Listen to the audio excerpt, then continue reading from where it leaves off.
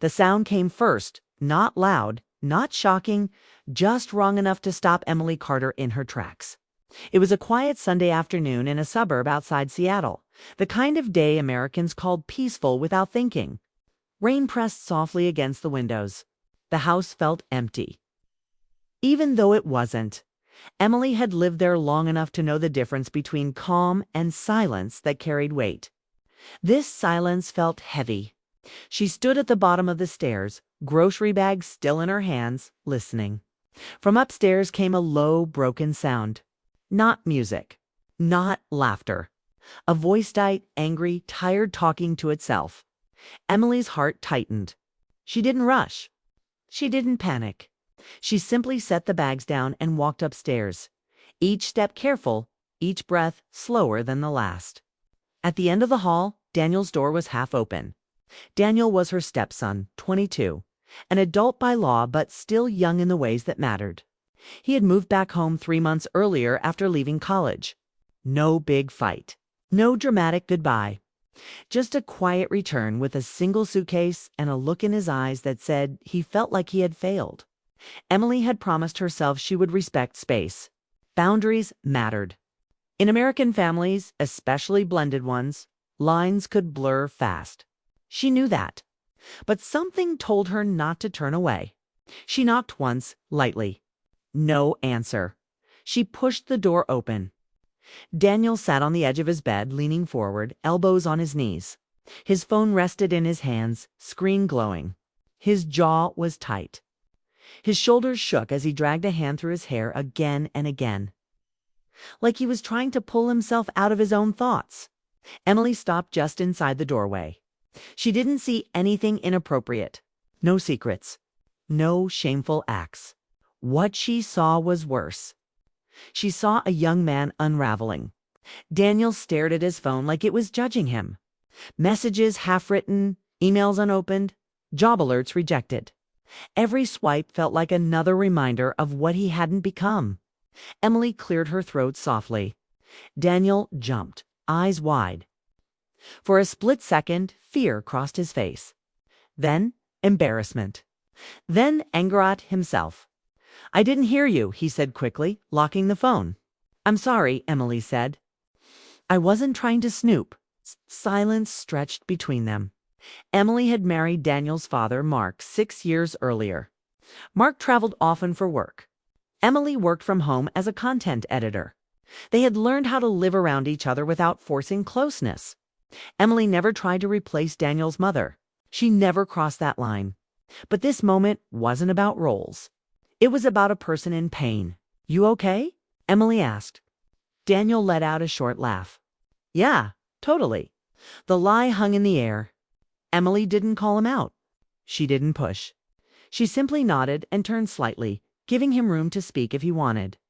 After a few seconds, Daniel's shoulders dropped. "I'm messing everything up," he said quietly. Emily stepped inside and sat on the chair near the desk. Not too close. Not too far. "Tell me how," she said. Daniel hesitated, then shook his head. "It's stupid. Most things that hurt don't sound smart when we say them out loud," Emily replied. That made him look at her. "I left school," he said. "Everyone else moved on. My friends, my cousins, they're all doing things. I'm just stuck."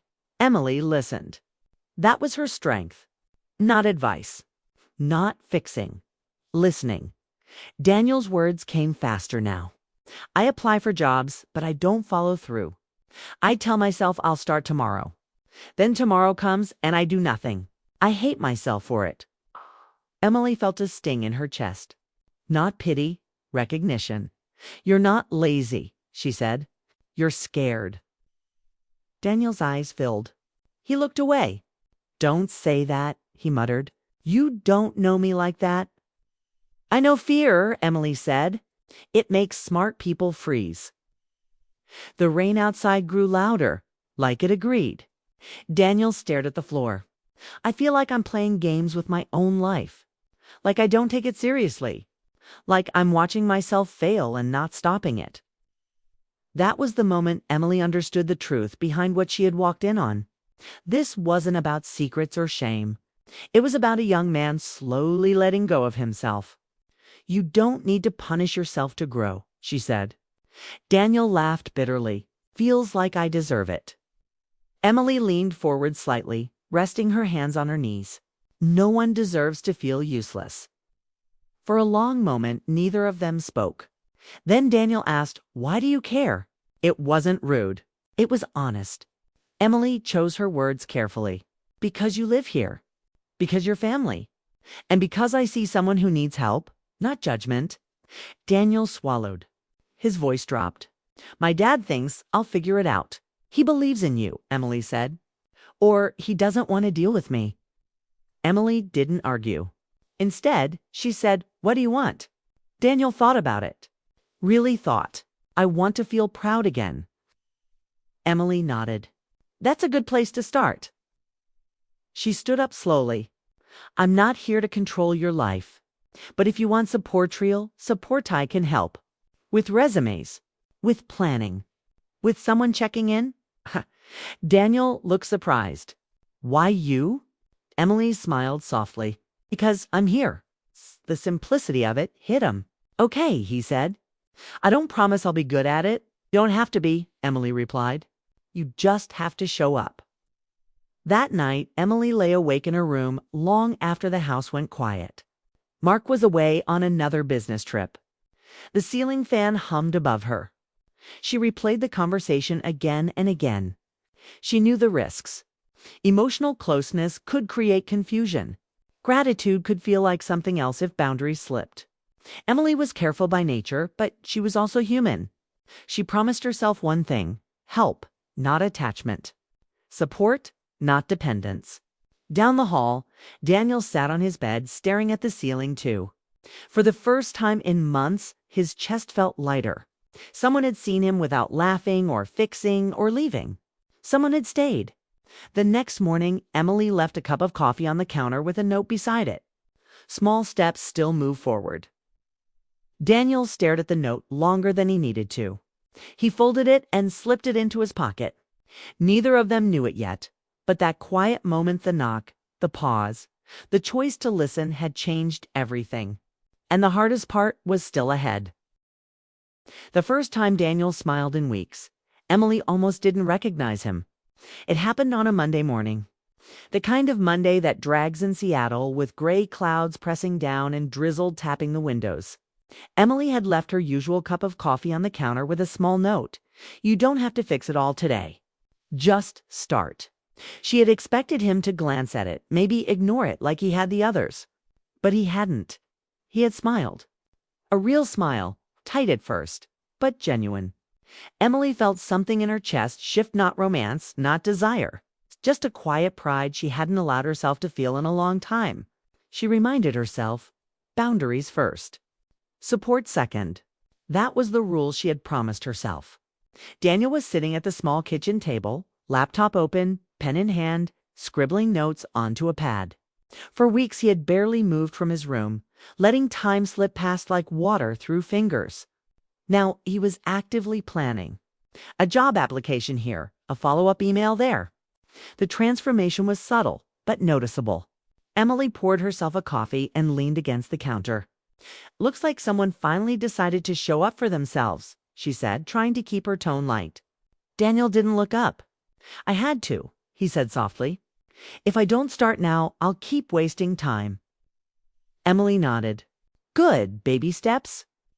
Over the next few days, Emily found herself becoming the anchor he needed, but in the healthiest way possible.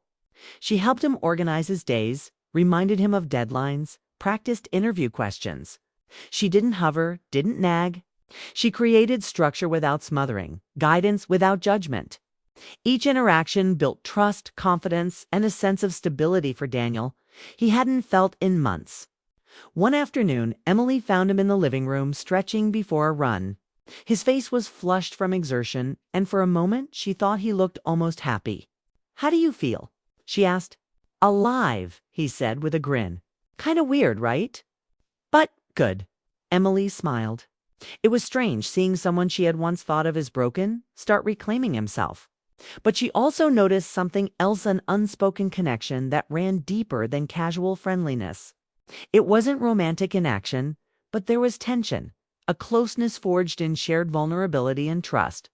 She felt it too, but she reminded herself her role was helper, guide, and stepmother, not something more. The next challenge came in the form of his first serious interview. Daniel had secured a small office job in Portland, an entry-level position that he feared he might fail. Emily spent the evening before going over potential questions with him, coaching him on posture, tone, and confidence. She didn't correct him harshly, didn't lecture. She offered encouragement and guidance. "You've got this," she said. "You just need to show them the Daniel I see every day." He laughed nervously. "I hope they see me half as well as you do." "That's all anyone can ask for," she said. The morning of the interview arrived gray and chilly. Emily made breakfast and left a note on the counter. "Go get them, Daniel. You've got everything it takes." She watched him leave, car loaded with determination and nerves. When he pulled out of the driveway, she felt a strange mix of pride and relief. In the days that followed, Daniel began to emerge fully from his shell. He took morning runs, started cooking simple meals, even invited friends over. Emily kept her role consistent, a presence in the background, offering support but never stepping over boundaries. She had learned that the most powerful help sometimes comes in silence and subtle guidance rather than action. One evening, as they cleaned the kitchen together, Daniel paused and looked at her. "I never thought I'd say this, but thank you for everything." Emily smiled softly. "You don't have to thank me. You're doing the work. I'm just here to make sure you don't give up." He hesitated. "Still, I feel like I owe you something." "You owe me nothing," she said gently. "Just promise me you'll keep moving forward." 'Twas a quiet promise, one that bound them in trust and mutual respect. That night, Emily lay in bed thinking about how delicate this balance had been. She had to remain steady, firm, and kind, always aware of the boundaries between adult support and emotional entanglement. Weeks later, Daniel received the official offer letter for the Portland job. He called Emily first, voice shaking with excitement and relief. "I got it. I actually got it." Emily cheered softly, her heart swelling with pride. "I knew you could. I'm so proud of you." The following weekend, Daniel packed his car for the move. Emily helped him lift boxes, gave advice on budgeting, and reminded him to call regularly. Each piece of advice, each small gesture, reinforced his independence while keeping the support safe and appropriate. Before he drove away, Daniel turned back to her, his eyes full of emotion. "You helped me when I couldn't help myself," he said. "I don't know what I'd have done without you." Emily swallowed hard, keeping her emotions in check. "That's exactly why I had to be careful," she said. "You needed guidance, not dependency. You needed your own strength, not mine." Daniel nodded, understanding more than she had expected. "I'll never forget this. You've changed my life." And in that moment, Emily realized that the greatest form of help wasn't about stepping in or taking over. It was about being present, consistent, and compassionate while giving someone the space to reclaim their own life. That was the true gift. As Daniel drove off into the misty Portland morning, Emily watched him go, feeling a mix of sadness and satisfaction. He was ready for the world now, and she had played her part without crossing lines, without compromising her principles. She had helped, but she had also preserved the dignity, independence, and emotional safety that mattered most. Back in the quiet house, Emily placed her hand on the counter where Daniel's coffee cup had sat.